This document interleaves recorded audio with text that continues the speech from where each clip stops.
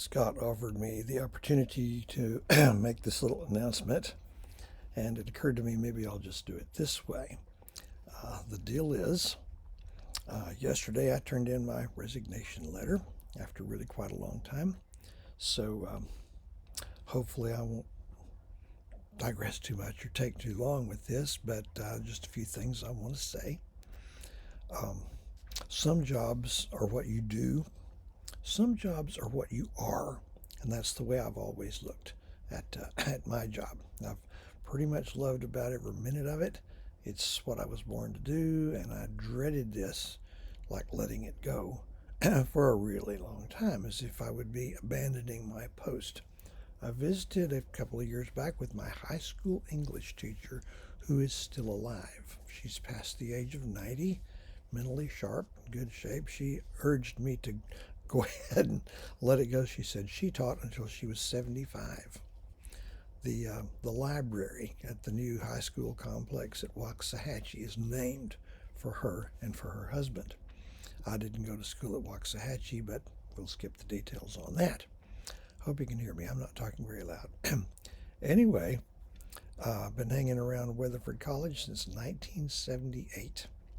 Okay. Um, well, let me throw this in before I continue. If you're lucky, someday you'll get to be a doddering graybeard like me. I told my students once, I was young once. Guess what's going to happen to you? Anyway, my last day as a graduate student at TCU happens to have been Friday, May 13th, 1977. Dates stick in my head. Don't worry, it doesn't hurt. And on the way back to Granbury, I swung by Weatherford and parked in the parking lot out there by the office building, pretty much where I park now, I think. Walked up the hill where the ACAD building would be built 34 years later. And this nice lady came up. I don't know who it was, but I kind of picture Merlin Coleman, asked if she could help. I asked where the history department was. She pointed me back down the hill, and I found myself in the office of Fred Bruton, who was chairman for many years of the social sciences department. I knew Fred a little bit. We'd had a class or two together at TCU and used to have casual conversations in the parking lot. I told him what I was interested in, so he took me over and introduced me to Brad Tibbetts, who'd only been here 4 years at the time. They sent me to the library to fill out an app. I filed the app. I went back home, and I didn't hear from the college. Kind of forgot about it. So, as of say May of 1978, I seriously just assumed that I would never teach another class in an academic setting. Then the phone rang. Summer one was starting, and the person they depended on as an adjunct to teach night classes in remote locations had found something else to do, so they rang my phone. And that evening, I was in a classroom at Decatur High School teaching what was then called History 302. Why they started the summer with 1302, I don't know. I'd never taught it before, so I would drive over to Weatherford and sit in a booth at Jack in the Box with the textbook, frantically scribbling notes just to stay a step ahead of the dog pack. Weird thing. The first time I went, I think Brad was giving me directions of how to go to get there, and said that they'd been enrolling students the previous evening at Bridgeport High School, and some people showed up wanting a government class. They weren't going to schedule one because their government teacher, Mike Mask, was off doing something else. Could I do that? So Fred Bruton pulled a folder out of his file cabinet, and I went over and taught his course. So there we go. I was looking at 41-mile drives each way 4 nights a week. That was in 1978, and off we go. Within a couple of 3 years, I think the people at the college had decided they liked me. They knew they could send me off to remote locations to teach night classes in the dark side of the moon, in perfect confidence that I wasn't going to be a good old boy and just turn everybody loose after 45 minutes. There are people that would do that. So in 1982, I joined the faculty of Granbury High School. And I was a very green 34-year-old rookie. And I taught English for 2 years during a rather dark period of my life, and then I got a chance to switch over to government and economics. I really thought I should be a history teacher, but the government and economics thing worked out really well for me. That was a touchdown.